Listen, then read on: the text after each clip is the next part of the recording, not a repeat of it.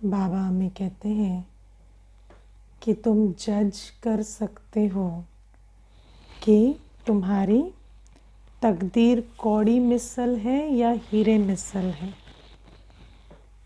ना। क्योंकि तकदीर बनना, बाबा तकदीर बनाते हैं वो तो दूसरी बात, लेकिन जब तक बाबा नहीं आते तो कौड़ी मिसल तकदीर किसे कहते हैं और हीरे मिसल तकदीर किसे कहते हैं वो भी मनुष्य को मालूम नहीं होता है ना। तो आज मनुष्य क्या समझता है कि कौड़ी मिसल तकदीर किसे कहेंगे और हीरे मिसल तकदीर किसे कहेंगे, है ना। मैं आपको इसमें कई बार पहले भी बता चुकी हूँ।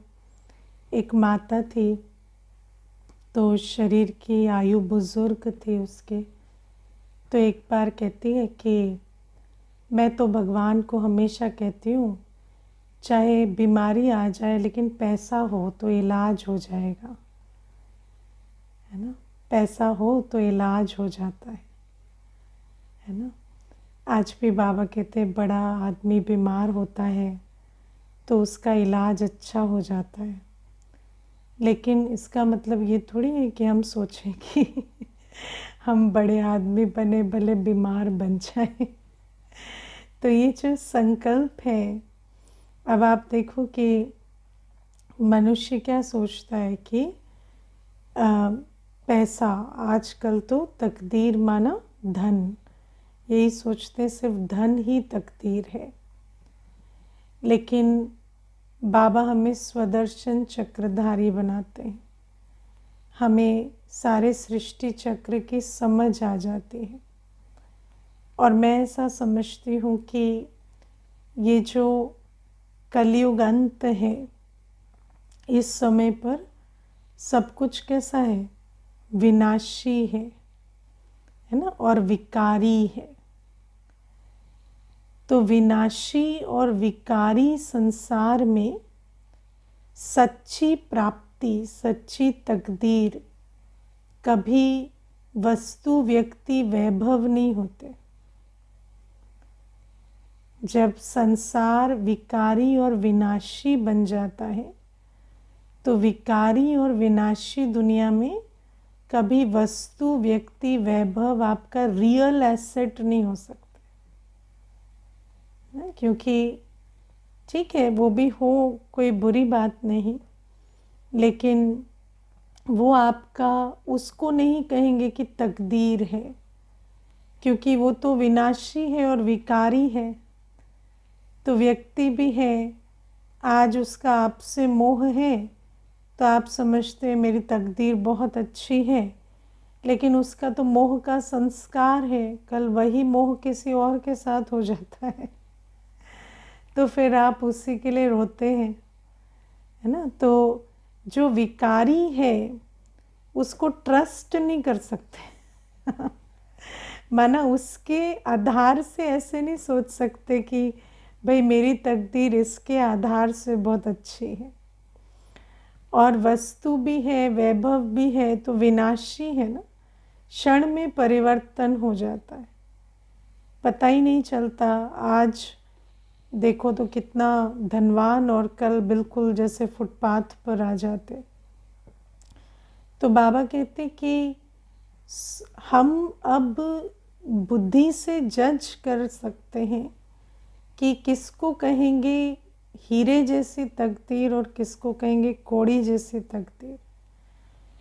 तो विनाशी विकारी दुनिया में हमारा रियल एसेट कभी स्थूल प्राप्ति नहीं हो सकती।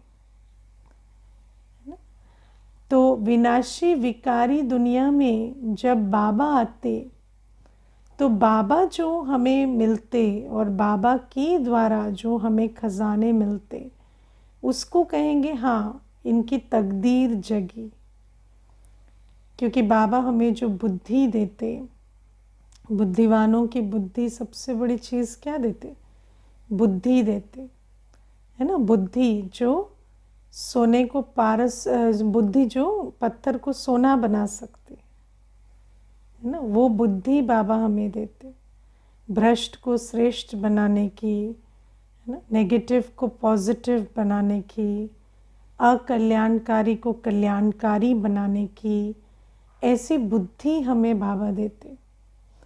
तो बाबा हमें जब हम तकदीर की बात करते हैं तो इस समय पर जो भी ऐसा समझते हैं कि जो विनाशी और विकारी है, उनके आधार से समझे कि हाँ मेरी तकदीर बहुत अच्छी है, तो वो तो जैसे धोखे के दरवाजे पे खड़े हैं और कल धोखे का अनुभव होता है, क्योंकि जिसको जो भ्रम में जीता है उसको तो धोखे का ही अनुभव होता है ना। तो ये तो भ्रम है बुद्धि का कि ये मेरी तकदीर है, ये नौकरी चाकरी, ये धन संपत्ति, ये आत्मा, ये संबंध या ये स्वास्थ्य।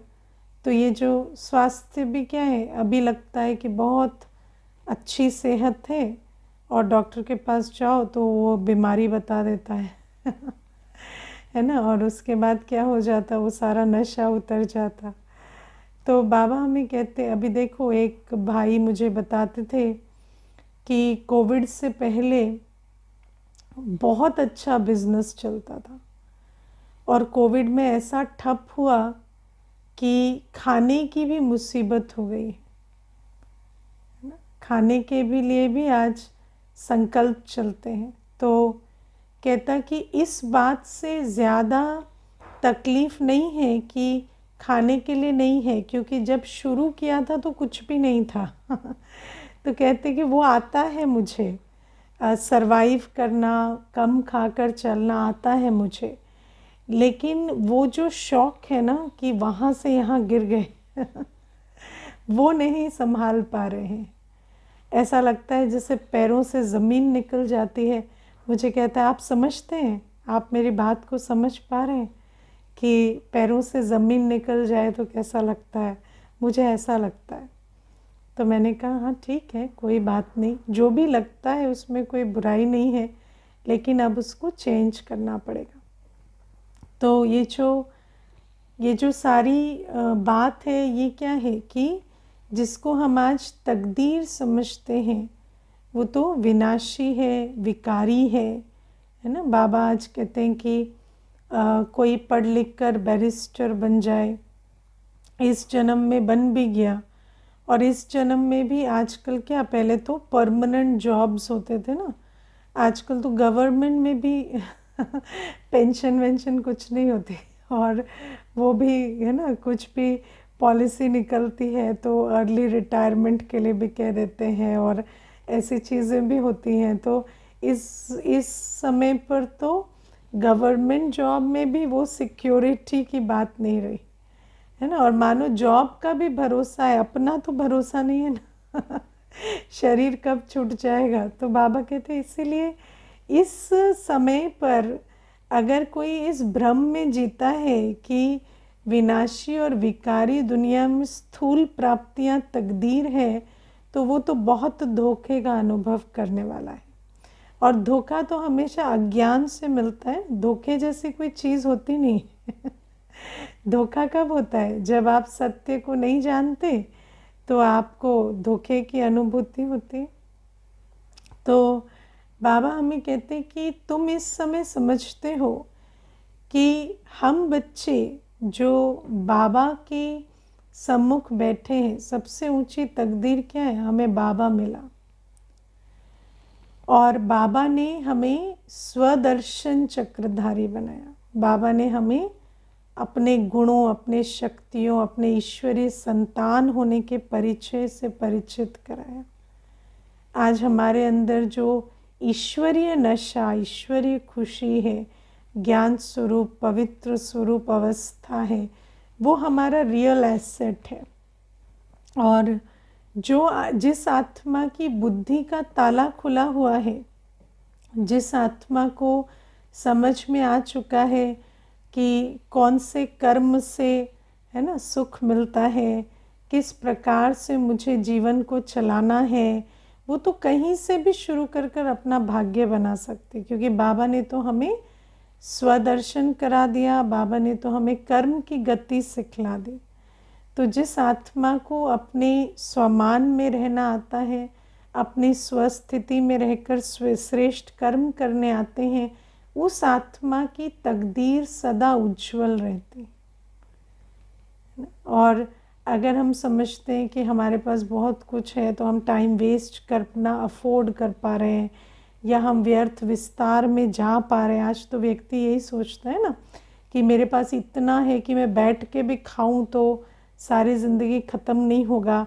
तो हम कहते हैं तो बहुत बुरी बात है ना, कि अगर आपके पास बैठकर खाने की अपॉर्चुनिटी है, क्योंकि फिर तो शरीर से कुछ करेंगे ही नहीं, तो शरीर में फिर प्रॉब्लम्स आने लगेंगी। तो बाबा हमें कहते कि इस समय अगर बहुत कुछ विनाशी प्राप्ति है तो उसके लिए भी अक्ल चाहिए कि उससे भाग्य कैसे बनाना है ना। ये समझना पड़ता है कि जैसे दुनिया में भी ना दो प्रकार के लोग होते हैं, एक जो इन्वेस्ट करते हैं, एक जो कंज्यूम करते हैं, है ना। जो इन्वेस्ट करते हैं वो अपने धन को मल्टीप्लाई करते हैं, जो कंज्यूम करते हैं वो खा के ख़त्म कर देते हैं, है ना। लेकिन बाबा हमें कहते हैं कि इस समय कुछ भी जो विनाशी है तुम्हारे पास, उसको क्या करो, है ना। इतनी तुम्हें तकदीर बाबा ने दी है, इतना समझ दी है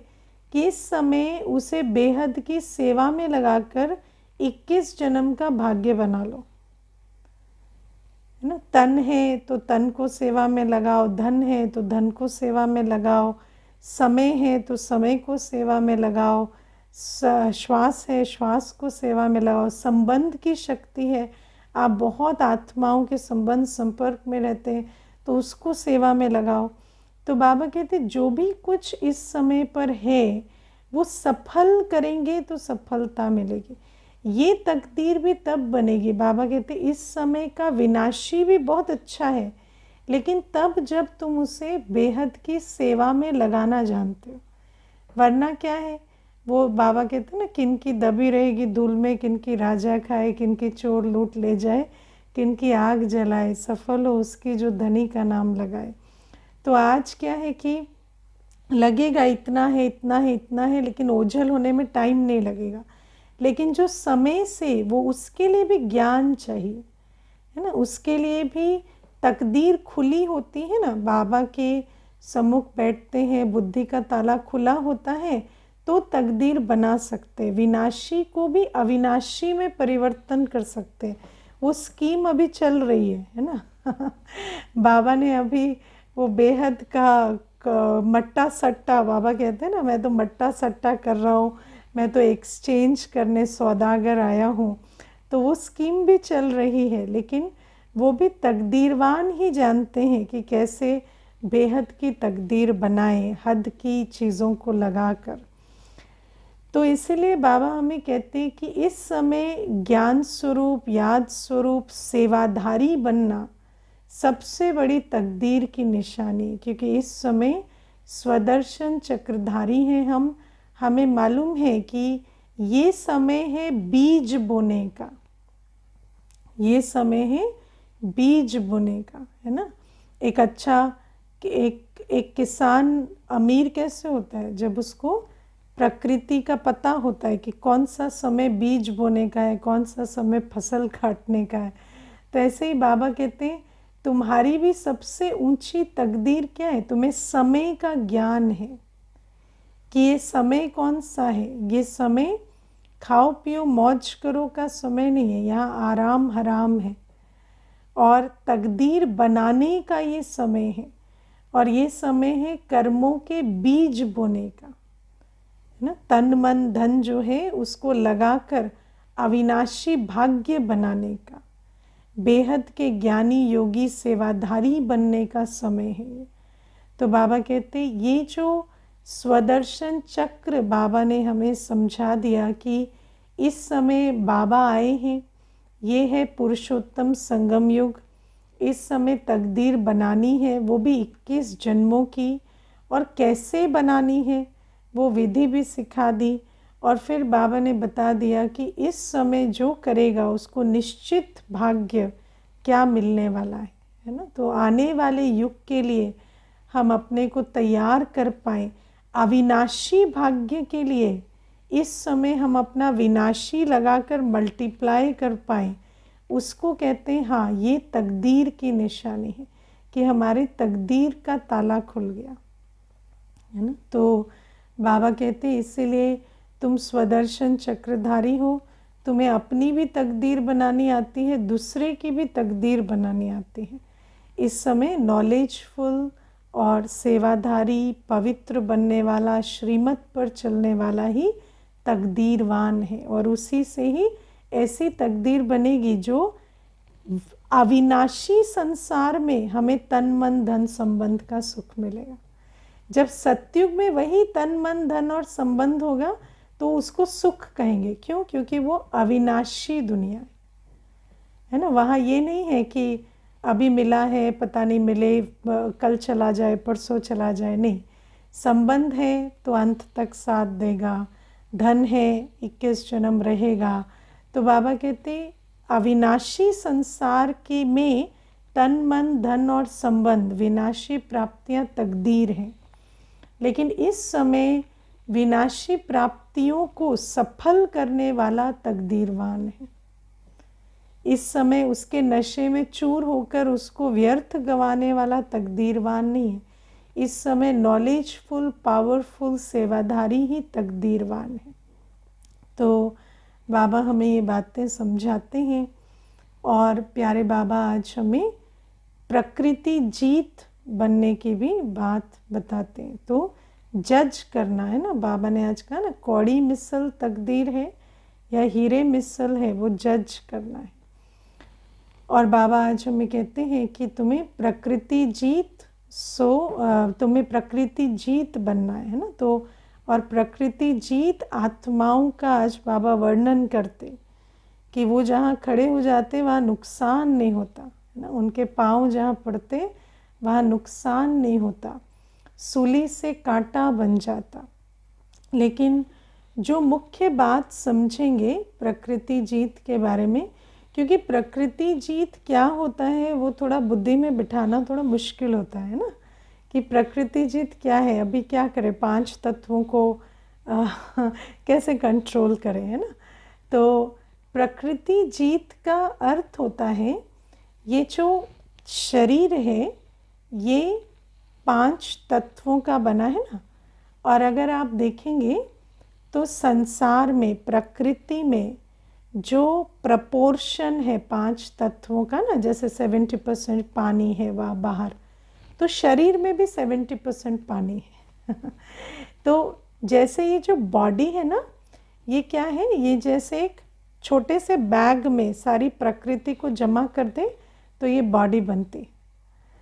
तो बाबा कहते हैं जब हम प्रकृति जीत कहते हैं तो उसको क्या कहेंगे कि इस शरीर पर स्वराज अधिकारी। लेकिन प्रकृति जीत हम तब बनेंगे जब हम माया जीत बनेंगे। इसलिए माया जीत, प्रकृति जीत और स्वराज अधिकारी ये एक साथ कनेक्टेड है। अगर माया जीत नहीं तो प्रकृति जीत नहीं बन सकते, क्योंकि कर्मेंद्रियां, अगर आत्मा माया के प्रभाव में है तो कर्मेंद्रियां जो हैं वो विकर्म करेंगी, और कर्मेंद्रियों से आप जो कर्म कराना चाहेंगे वो नहीं करेंगे, है ना। आज ब्राह्मण भी कंप्लेन करते हैं कि जब कुछ देखते हैं तो देखते चले जाते हैं, है ना, परवश है, आंखें काबू में नहीं है, है ना। कोई चीज़ सुनते हैं, नहीं सुनना चाहते पर फिर भी वो चलती है, संकल्प रचना नहीं चाहते पर रचते हैं। तो माना क्या, ये जो सूक्ष्म इंद्रियां हैं, स्थूल इंद्रियां हैं, ये तो कंट्रोल में नहीं है ना। और कंट्रोल में क्यों नहीं है? क्योंकि जब तक माया जीत नहीं तो प्रकृति जीत नहीं बन सकते। इसलिए बाबा ने हमें ये कनेक्शन समझाया है, माया जीत सो प्रकृति जीत। और माया जीत के विषय में हम एक बहुत सुंदर बात समझेंगे। जैसे आज बाबा ने बहुत अच्छी बात कही, एक बाप में मोह रखो। तो जब हम माया जीत की बात करते हैं तो जो पांचों विकार हैं, काम, क्रोध, लोभ, मोह, अहंकार, तो इसको क्या करो, इसको परिवर्तन कर दो। बाबा ने कहा काम विकार को शुभ भावना, शुभ कामना में परिवर्तन कर दो। काम विकार को शुभ भावना, शुभ कामना में परिवर्तन कर दो। क्रोध अग्नि को योग अग्नि में परिवर्तन कर दो।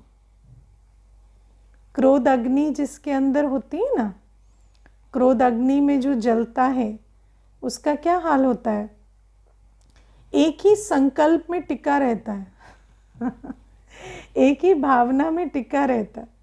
उसको क्रोध आएगा ना, तो जिसके प्रति क्रोध आया उसके संकल्प हटते नहीं है बुद्धि से। कितना भी सोचेगा, इधर उधर ध्यान लगाओ उसका, और ध्यान नहीं लगता। तो बाबा कहते इतनी कंसंट्रेशन है तुम्हारे अंदर, तो उसको योग अग्नि में परिवर्तन करो ना।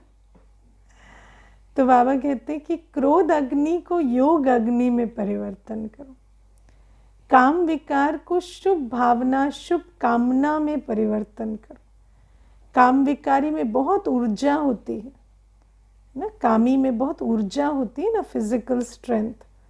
तो इतनी शुभ भावना, शुभ कामना रखो कि खूब सेवा कर सको, है ना। दुनिया में जो सन्यासी होते हैं, खासकर जैन मुनि, वो क्या करते हैं, पैदल चलते हैं, जहाँ भी जाएंगे पैदल जाएंगे।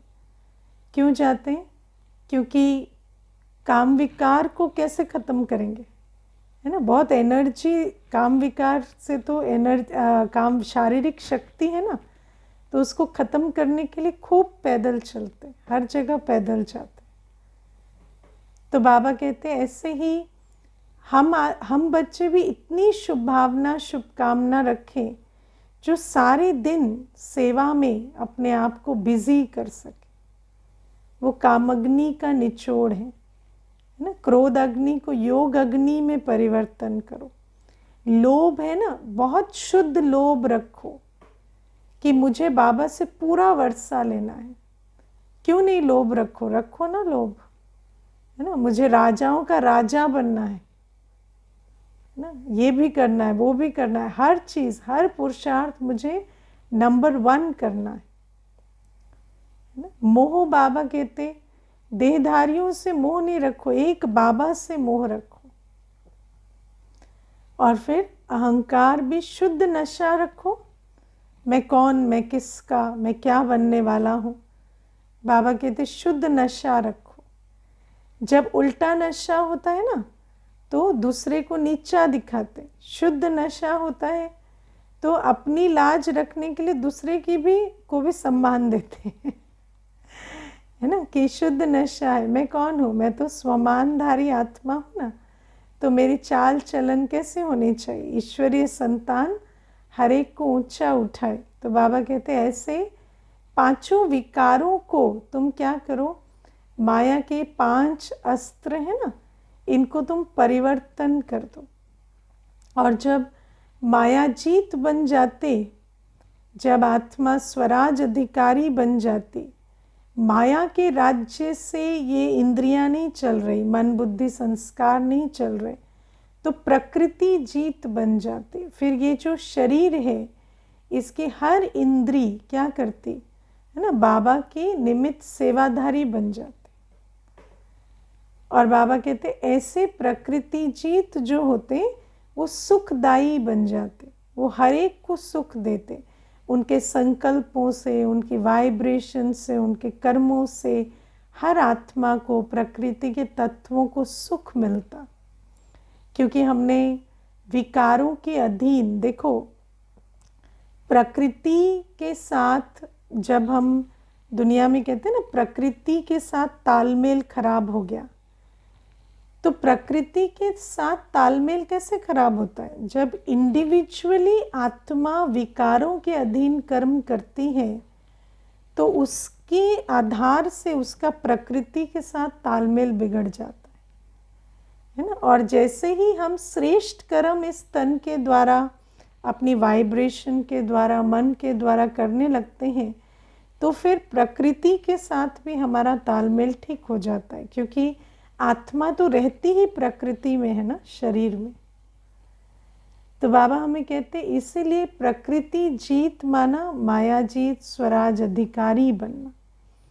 और फिर बाबा कहते ऐसे बच्चे जो होंगे हमारे लिए फिर प्रकृति विरोधी नहीं, प्रकृति सहयोगी बन जाएगी, हमें प्रकृति भी सुख देगी।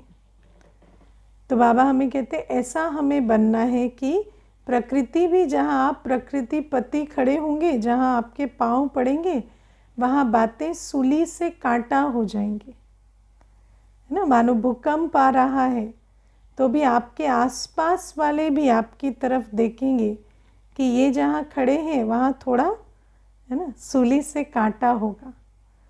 तो बाबा कहते इस प्रकार से तुम प्रकृति जीत बनेंगे।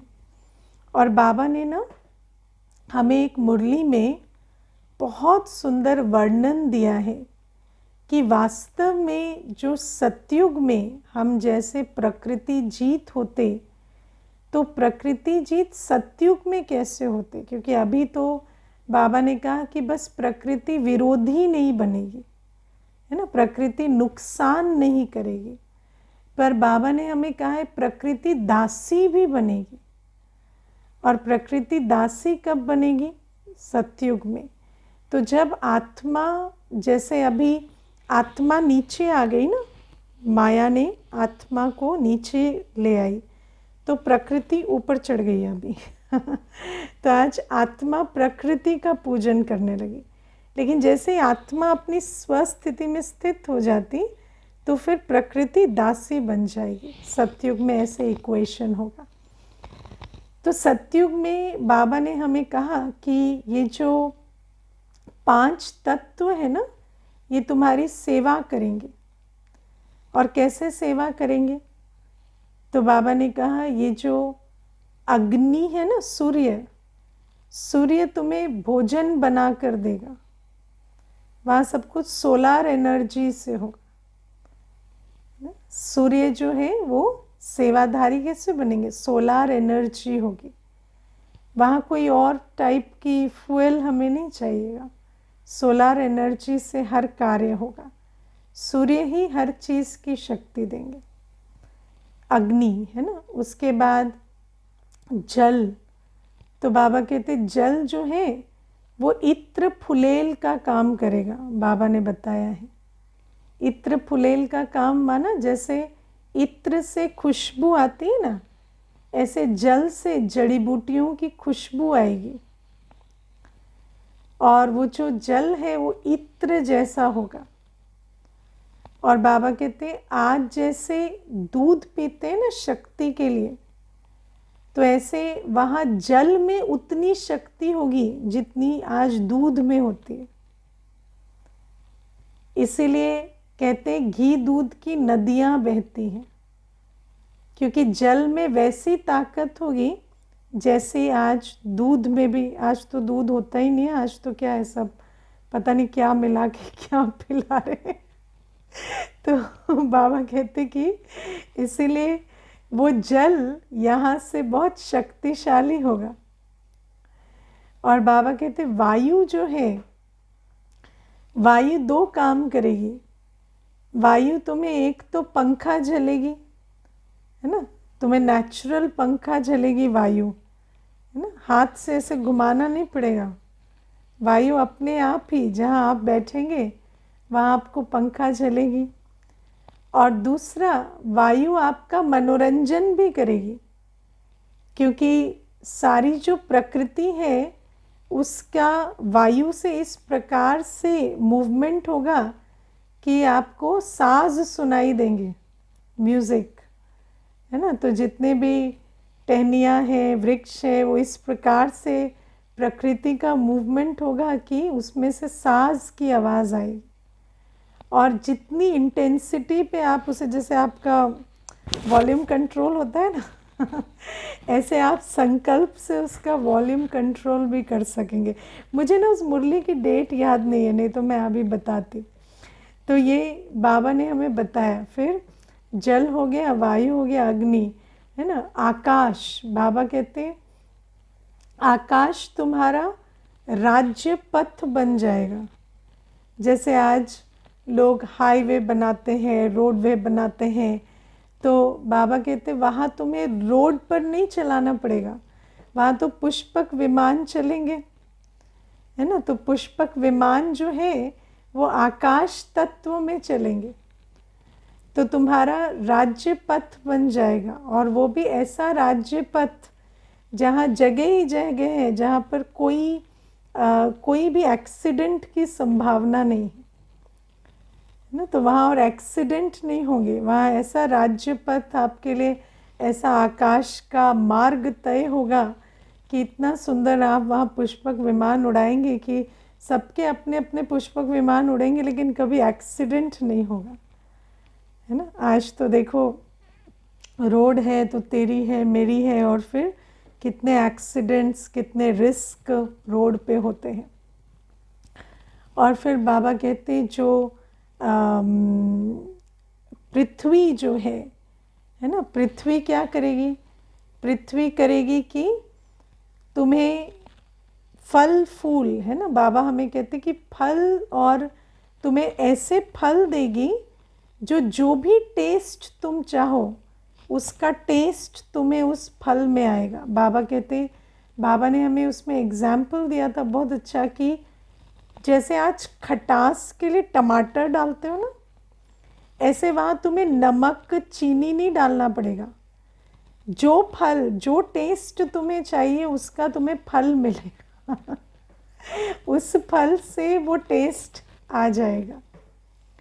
तो बाबा हमें कहते ऐसी प्रकृति दासी बनेगी, हम प्रकृति की गोद में राज्य करेंगे, है ना। लेकिन सोचो कि विधि, जैसे आज बाबा ने कहा ना मैं तकदीर बनाने की विधि सिखा रहा हूँ, तो कितनी सिंपल विधि है। माया जीत सो प्रकृति जीत, है ना। माया जीत बने तो प्रकृति जीत बन जाते।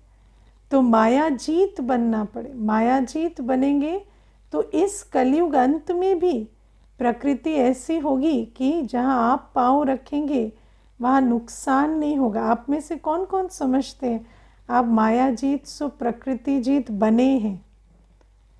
माया जीत प्रकृति जीत की अवस्था बनी है ना। अगर बना लें तो कैसे हो जाएंगे? जहाँ आप खड़े होंगे ना वहाँ नुकसान नहीं होगा, है ना। बाबा कहते हैं ऐसे बन सकते हैं, विधि से सिद्धि है। बहुत सारे ऐसे अनुभव हैं ब्राह्मण भाई बहनों के जो सुनाते हैं, है ना, कि किस प्रकार कहीं पर भूकंप आया, बाढ़ आई, तो वहाँ पर जहाँ वो थे वहाँ पानी नहीं पहुँचा बाढ़ का, या ट्विन टावर भी गिरे तो उनका नुकसान नहीं हुआ। तो इस प्रकार से कई अनुभव ब्राह्मण परिवार में सुनने के लिए मिलते हैं। लेकिन बाबा कहते वो तो सिद्धि है ना, लेकिन पहले विधि अपनाएंगे तो सिद्धि मिलेगी। और अंत के समय में ऐसी प्रकृति जीत आत्माएं जो होंगी वो ऐसे एक्सीडेंट से शरीर नहीं छोड़ेंगे। ऐसा नहीं होगा कि प्रकृति की मार से शरीर छोड़ दिया। ज्ञानी योगी की सबसे बड़ी सफलता क्या है? कॉन्शियस डेथ, है ना। हम जब शरीर छोड़ेंगे ना तो हम कॉन्शियसली छोड़ेंगे।